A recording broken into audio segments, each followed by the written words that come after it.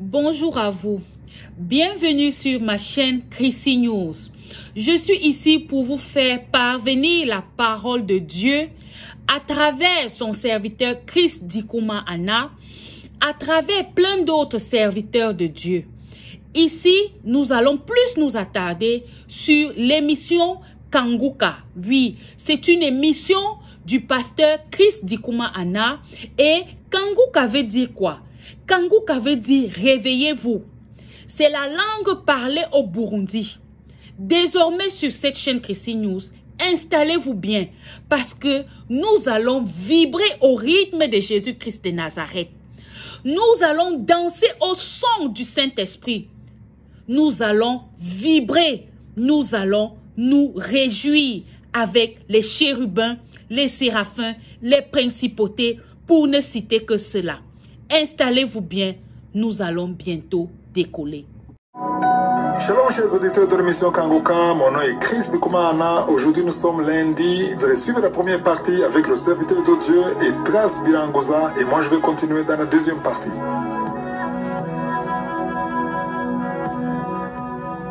Shalom.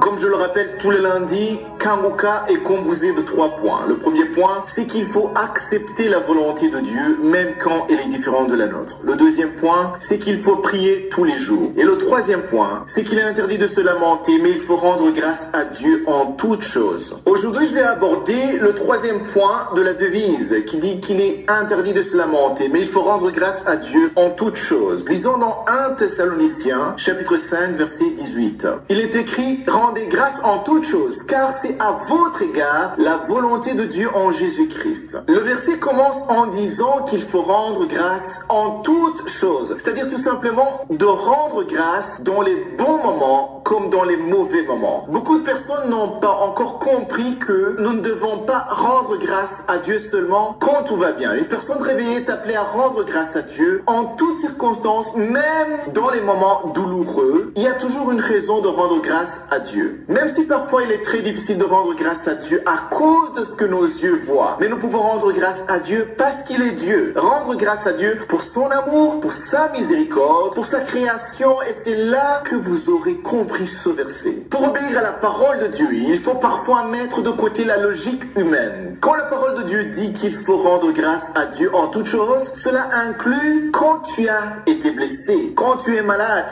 quand tu n'as pas ce que tu cherches, quand tu n'obtiens pas ce pourquoi tu as tant travaillé, quand tu subis une injustice. Dans la logique humaine, tout cela sont des choses négatives, tristes, qui ne peuvent pas amener une personne à rendre grâce parce qu'elle est déçue, fatiguée, découragée ou même en colère. Mais Dieu ne voit pas les choses comme nous. Il a une autre perspective. Il veut qu'on valorise ce qu'il est, même dans les tempêtes, plutôt que de méditer sur ce qui ne va pas bien dans notre vie. Dieu veut que tu te concentres sur sa bonté et que tu rendes grâce, même si tu n'obtiens pas ce que tu es en train de chercher dans tes prières. Dieu reste toujours bon, même s'il ne te donne pas ce que tu cherches. Pour lui, quand quelque chose de négatif t'arrive, il ne faut pas te lamenter, car celui qui change les temps et les circonstances est encore sur le trône. Passer son temps à se lamenter, c'est ne pas considérer que cette situation qui va mal peut encore être changée par Dieu. Les lamentations ne font pas partie de la volonté de Dieu sur ta vie. Rendre grâce à Dieu dans les moments difficiles montre que tu as une maturité de comprendre que Dieu est capable de te faire sortir de cette situation. Il ne faut donc pas oublier que si ça arrive, c'est que Dieu l'a permis pour une raison que seul lui connaît. Il n'est pas difficile à Dieu pour changer ta situation ou pour empêcher les choses négatives de t'arriver. La deuxième partie dit, car c'est à votre égard la volonté de Dieu en Jésus-Christ. Ça ramène au premier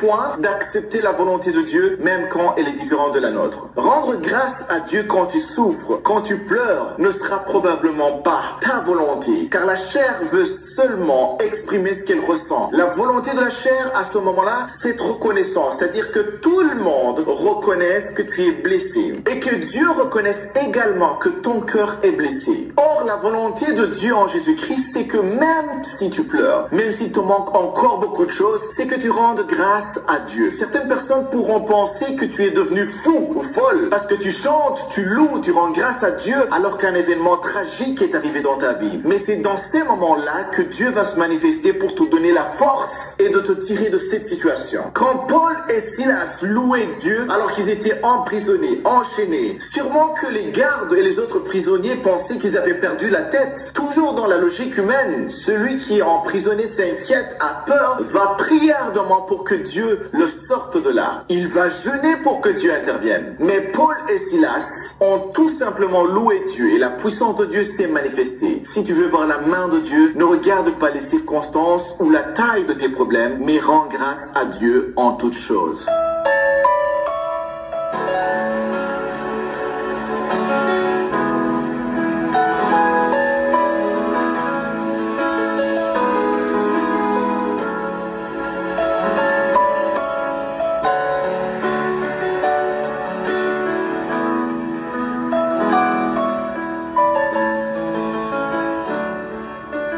Nous sommes maintenant dans la deuxième partie, c'est-à-dire le moment consacré à l'enseignement. Nous continuons avec le livre des Thessaloniciens, c'est-à-dire la lettre que Paul a écrite à l'église de Thessalonique. Cet enseignement a commencé le 6 janvier. Comme vous le savez déjà, notre objectif est d'étudier tous les livres de la Bible. On a déjà étudié pas mal de livres. Il suffit d'aller sur Recherche et cliquer le nom du livre. Nous sommes maintenant sur le livre des Thessaloniciens. L'église de Thessalonique est une église que Paul admirait beaucoup. Si tu vois comment il écrit à cette église, on sent que c'était une église qui était dans la bonne voie, une église qui ne causait pas beaucoup de problèmes. Il y a des églises qui provoquaient de la frustration. Quand il écrivait par exemple aux Galates, il a commencé en disant « Qui vous a ensorcelé? Vous avez bien commencé, vous avez commencé en esprit, mais vous avez terminé dans la chair. » Il y a des églises qui étaient charnelles, comme l'église des Corinthiens, mais quand tu vois la lettre écrite aux Thessaloniciens, on sent qu'il était vraiment fier. Il leur parle comme parlant à des hommes spirituels, en leur préparant à traverser les moments difficiles. Hier, on a vu que Paul et son équipe se présentaient comme des mères. Au verset 7, 1 Thessaloniciens 2, verset 7, il dit qu'ils étaient de douceur au milieu d'eux, de même qu'ils nourrissent et prennent tendre soin de ses enfants. Donc d'un côté, ils sont montrés comme une mère, et au verset 11, il parle comme un père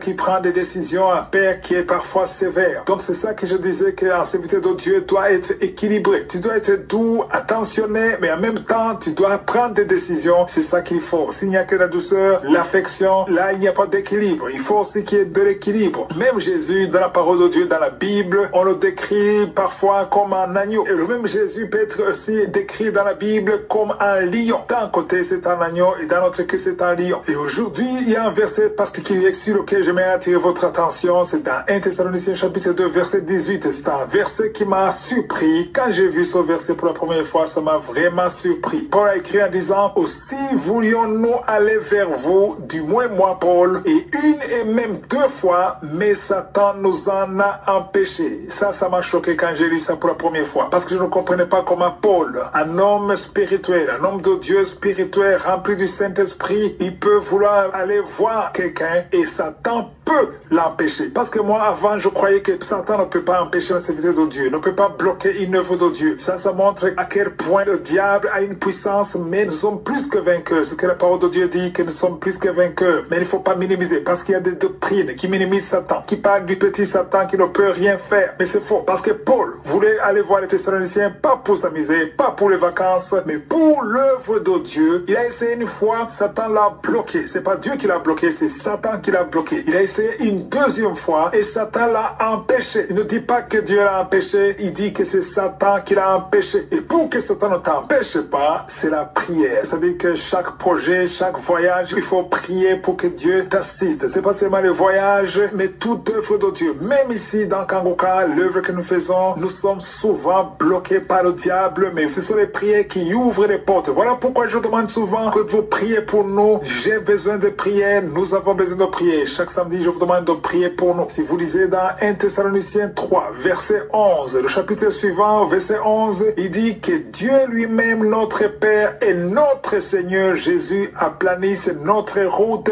pour que nous allions vers vous. C'est-à-dire qu'il veut aller voir les Thessaloniciens, il veut aller servir, prêcher l'évangile, mais il demande que Dieu lui-même, pas n'importe qui, mais Dieu lui-même, notre Père et notre Seigneur Jésus aplanisse notre route. Il veut que Dieu le Père et le Seigneur Jésus aplanissent la route pour qu'ils puissent aller voir les Thessaloniciens. Pourquoi est-ce que Dieu le Père et le Seigneur Jésus doivent aplanir la route? Parce qu'il y a des oppositions, il y a des esprits méchants. Si vous lisez dans Ephésiens 6, 12, on nous dit que nous n'avons pas lutter contre la chair et le sang, mais contre les dominations, contre les autorités, contre les princes de ce monde de ténèbres, contre les esprits méchants dans les lieux célestes. Ces oppositions sont réelles. Certains chrétiens les ignorent ou les minimisent, les méprisent, mais sont là. Ces oppositions sont là. Voilà pourquoi elle a dit, nous avons voulu aller vers vous. Dans 1 Thessaloniciens 2, verset 18, nous voulions aller vers vous, du moins moi, Paul, pas seulement une fois, mais 2 fois, mais Satan les a empêchés. La leçon que j'ai tirée, c'est qu'il faut prier pour toute œuvre, même si c'est la volonté de Dieu, l'ennemi peut te bloquer. Il faut savoir que l'ennemi ne bloque pas seulement quelqu'un qui n'est pas dans la volonté de Dieu, mais même si tu es dans la volonté de Dieu, tu peux être bloqué, mais avec la prière, au nom de Jésus, on a toujours la victoire. Voilà pourquoi il faut prier pour l'œuvre de Dieu et les serviteurs de Dieu. Si je suis le vœu, je veux continuer dans Kanguka de demain, passer une bonne...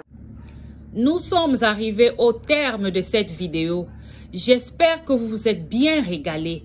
N'hésitez surtout pas à donner votre vie à notre Seigneur et Sauveur Jésus-Christ de Nazareth, car il est l'alpha, il est l'oméga, il est le commencement, il est la fin de toutes choses. Shalom.